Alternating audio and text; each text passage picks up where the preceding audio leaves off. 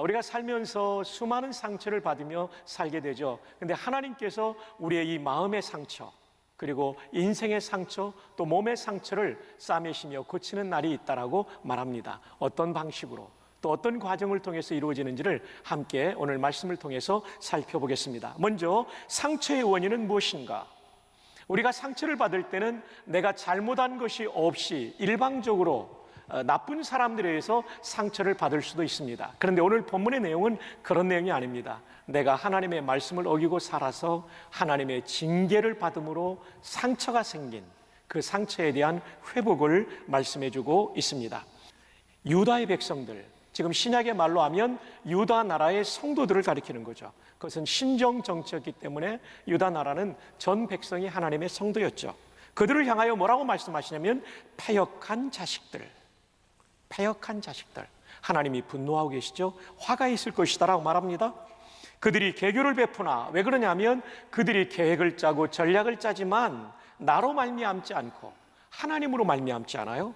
맹약을 맺으나 어떤 약속을 굳게 맺지만은 나의 영, 하나님의 영으로 말미암지 아니하고 죄에 죄를 더하도다 라고 말합니다. 아수르의 압박으로부터 벗어나기 위하여 저 남쪽에 있는 이집트와 동맹을 맺었다는 것입니다.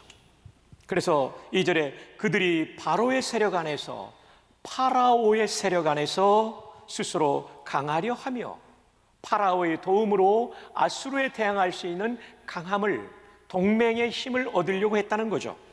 애굽의 그늘에 피하려 하여 이집트의 그 그늘, 그 세력의 힘에 의지하려고 피하려 하여 애굽 이집트로 내려갔으니 나의 입에 묻지 아니하였도다. 하나님께 여쭙고 하나님의 입술에서 나오는 말씀을 듣고 행한 행동이 아니라는 거죠. 그러므로 바로의 세력이 너희의 수치가 되며 파라오를 의지하지만 그것이 너에게 수치가 될 것이다, 부끄러움이 될 것이다. 애굽의 그늘의 피함이 너희의 수요, 수치와 치욕이 될 것이라고 말씀하고 계십니다. 여러분, 하나님께서 가장 싫어하는 것이 무엇인지 아십니까? 하나님을 의지하지 않고 하나님 외에 다른 것을 의지할 때 하나님은 이것을 가장 싫어합니다. 자, 이 본문에 나오는 이 사람들의 문제는 이집트와 파라오, 이집트의 왕 파라오를 의지하려고 했죠. 그들은 하나님의 위치에 하나님을 모셔두지 않고 이집트와 파라오를 신앙의 대상으로 삼았던 것이 문제였던 거죠. 지금 유다의 문제는 뭐냐면 하나님을 의지해야 되는데 하나님을 의지하지 않고 이집트와 그 통치자 파라오를 의지했다는 것이죠. 여기에 대해서 성경은 패역하다라고 말합니다. 패역이라는 말은 우리말 뜻에는 도리에 어긋나고 순리를 거스린다는 뜻입니다. 그래서 이 패역, 이 뜻을 그대로 성경에 대입시켜 놓으면 우리가 하나님을 의지하지 않고 또 다른 것을 의지한다는 것은 신앙의 도리에 어긋나고 하나님의 순리를 거스리는 것이 되는 겁니다. 오직 하나님이어야 되는 거죠. 또 히브리 말로는 사라르라는 단어인데 이것은 반역의 의미가 아주 강합니다. rebellious의 의미가 강합니다. rebellious, 반역입니다. 맞습니다. 하나님은 우리의 왕이십니다. 아멘. 하나님은 우리의 주인이십니다. 아멘. 이 하나님을 높이고 하나님의 다스림을 받고 하나님을 의지해야 되는데 또 다른 것을 의지한다는 것은 rebellious, 반역하는 것, 패역한 것이 되는 것입니다. 패역한 백성들의 특징이 뭐냐면 9절을 다시 보시면 거짓말하는 자식들이요, 여호와의 법을 듣기 싫어하는 자식들이라. 하나님의 말씀을 듣기를 싫어하는 특징을 패역한 사람은 가지고 있습니다. 하나님이 아닌 것을 하나님처럼 섬기는 반역하는 성도의 특징은 하나님의 말씀을 듣기 싫어합니다. 10절에 보면 한 걸음 더 나아가서 선견자와 선지자들에게 이런 요구를 합니다. 우리에게 바른 것을 보이지 말라. 하나님이 말씀하시는 바른 것을 보이지 말라. 부담된다라는 거죠. 우리에게 부드러운 말을 하라, 거짓된 것을 보이라 라고 요청하는 거죠. 무슨 얘기입니까? 부드러운 말, 듣기 좋은 말을 하라는 거죠. 여러분, 패역한 성도의 가장 중요한 특징은 하나님의 말씀에 대한 반응입니다. 다시 말하면 하나님 말씀을 읽기를 싫어합니다. 읽어도 순종하지 않습니다. 뿐만 아니라 강론, 즉 설교를 들을 때 내 마음에 거부간 것은 받아들이지 않습니다. 딱딱한 말씀, 그리고 나의 죄를 책망하는 말씀은 받아들이지 않아요. 그리고 선지자들에게, 설교자들에게, 강론자들에게 요구합니다. 부드러운 말, 위로의 말, 그리고 듣기에 좋은 달콤한 말을 들려달라고 말하죠. 이것이 바로 신앙의 변질된 모습입니다. 여기에는 무서운 생각이 자리 잡고 있습니다. 하나님의 말씀조차도 내가 좋아하는 것으로 변경시키고 싶어하는 말씀, 하나님의 말씀조차도 내 뜻에 맞추어 조작하고 싶은, 매니플레이션 하고 싶은 마음이 이 사람의 마음속에 있는 것이죠. 이 얼마나 무서운 생각입니까? 하나님의 말씀이 나에게 선포될 때 좋든 싫든, 책망이든 격려든 하나님의 뜻이 이루어지기를 바라며 우리는 강론의 말씀을 들어야 될 줄 믿습니다. 그렇지 않으면 반역의 길, 패역의 길을 걸어갈 수가 있다는 것입니다. 그들은 이렇게 말하죠. 부드러운 말을 하라, 거짓된 것을 보이라. 부드러운 말이라면 거짓된 말이라도 괜찮다. 하나님의 뜻에 반하는 말이라도 부드러운 말, 듣기 좋은 말, 유쾌한 말만 전해달라. 여러분, 이것은 말씀을 듣는 바른 태도가 아니요, 이것은 패역한 성도가 되는 길입니다. 11절 한 걸음 더 나아갑니다. 너희는 바른 길을 버리며 첩경에서 돌이키라. 이스라엘의 거룩하신 이를 우리 앞에서 떠나시게 하라 하는도다. 패역한 유다의 백성들이 뭐라고 말합니까? 하나님을 우리에게 떠나시게 하라. 하나님을 모시고 사는 게 너무 버겁다, 너무 힘들다, 차라리 하나님을 떠나시게 하라. 여러분, 우리는 어떻습니까? 예배 시간에는 버젓이 앉아서 예배를 드리는 것 같지만 삶의 현장으로 돌아가면 예수 믿는 사람으로 산다는 것이 버겁기 때문에 하나님을 축출시키고 하나님을 내게서 떠나게 하시고 살아가는 성도는 아닙니까? 그렇다면 우리는 패역한 성도인 것입니다. 반역하는 성도인 것입니다. 하나님의 말씀에 대한 태도, 하나님에 대한 태도가 중요한 것이죠. 여러분, 몸이 아프면 밥맛이 떨어지는 것처럼 영적으로 아픈 사람은 영의 밥인 성경 말씀에 대한 식욕이 떨어지는 거죠. 여러분, 성경을 읽으신 지 얼마나 되셨습니까? 강론을 들을 때 여러분은 얼마나 집중하여 살아계신 하나님의 말씀을 듣기 위하여 전심전력을 하고 계십니까?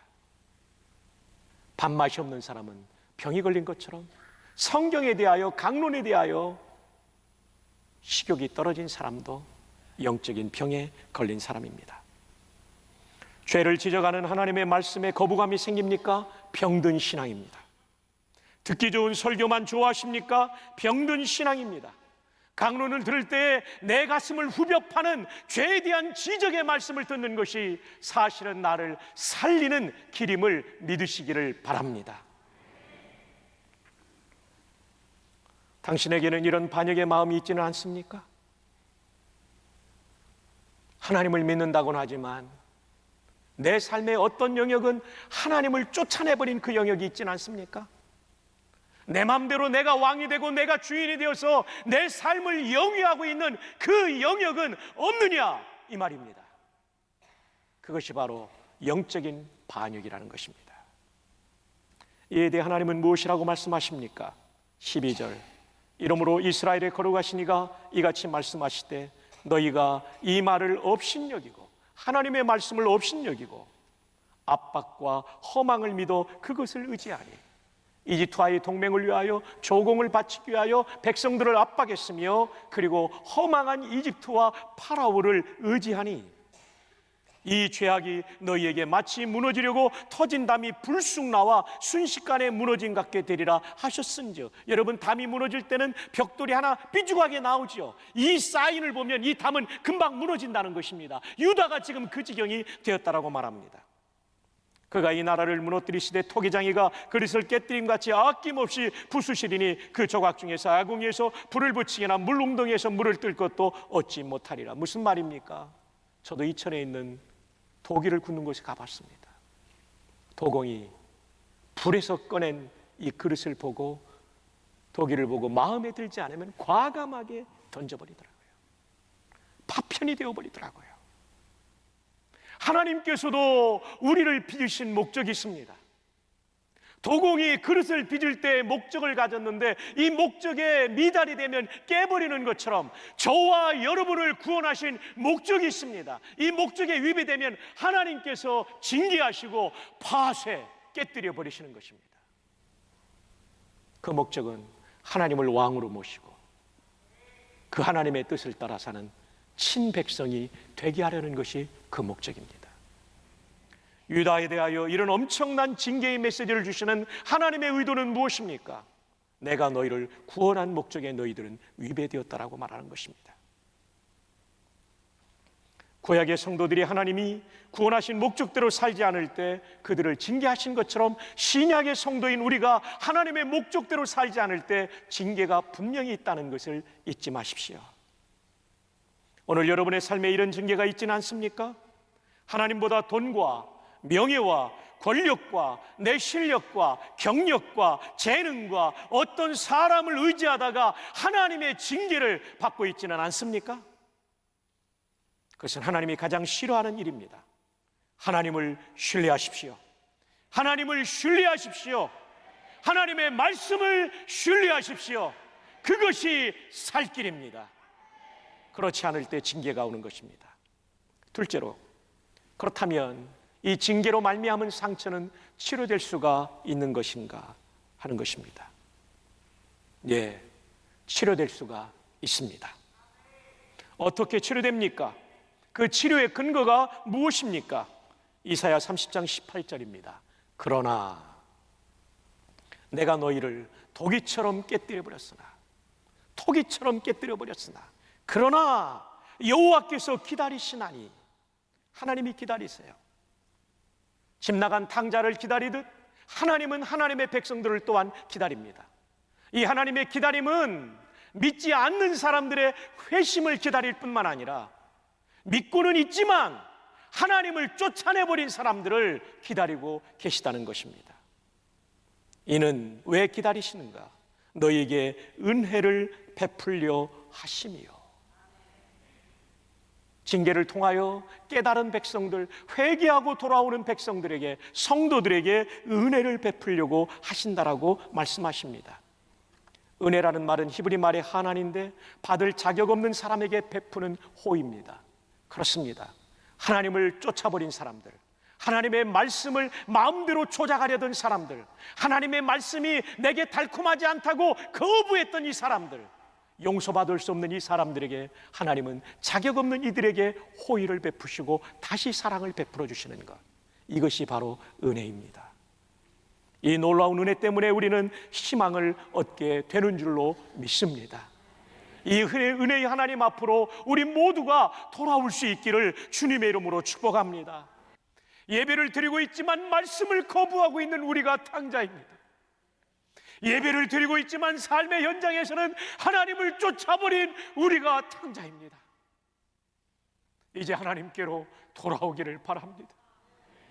하나님의 품 안에 안겨 그 은혜로 새로워질 수 있기를 주님의 이름으로 축복합니다.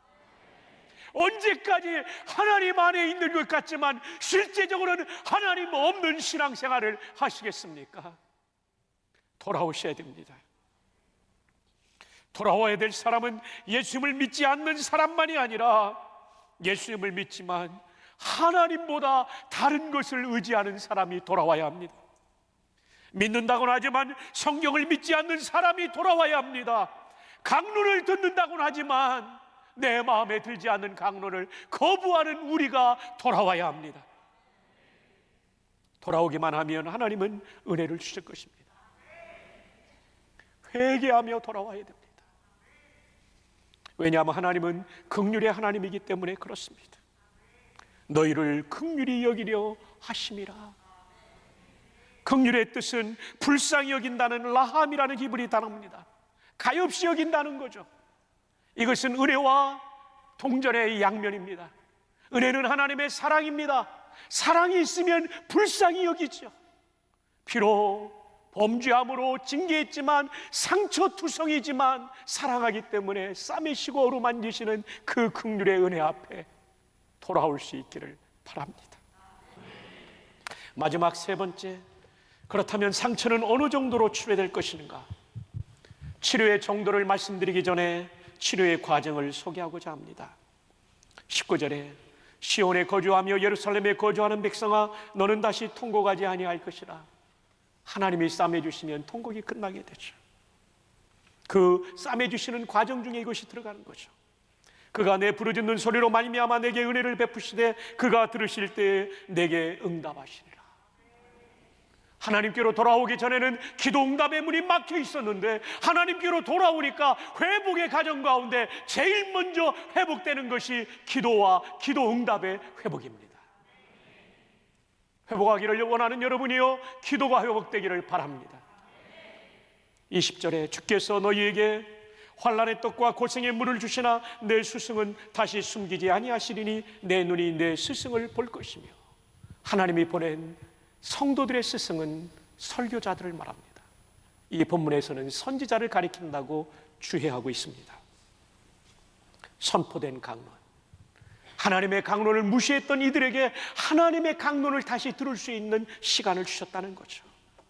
21절에 너희가 오른쪽으로 치우치든지 왼쪽으로 치우치든지 내 뒤에서 말소리가 내 귀에 들려 이르기를. 양들이 갈 때 왼쪽으로 치우치거나 오른쪽으로 치우치면 목자가 뒤에서 바른 길로 가도록 안내하는 목소리를 들려주는 것처럼 선지자들이 말한다는 것이죠. 한 사람의 이야기를 드리고 오늘 말씀을 마치겠습니다. 찰스 콜슨이라는 사람이 있었습니다. 미국 닉슨 대통령의 특별 보좌관이었습니다. 이분은 미국의 명문대학인 브라운 대학, 아이비리그의 하나죠. 그 학교를 졸업하고 조지 워싱턴 대학교에서 그는 법률대학원 로스쿨에서 박사학위를 받았던 뛰어난 머리를 가진 인재였습니다. 그는 닉슨 대통령 백악관 시절에 참모로서 많은 역할을 했는데 이분의 역할은 좋은 역할이 못 되었습니다.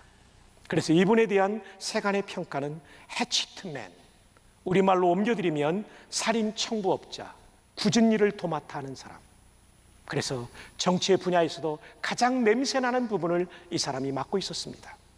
그래서 사람들은 또 이 사람에 대해서 어떤 별명을 붙였냐면 Evil Genius, Evil Genius, 악한 천재라는 별명을 붙여주었던 사람입니다.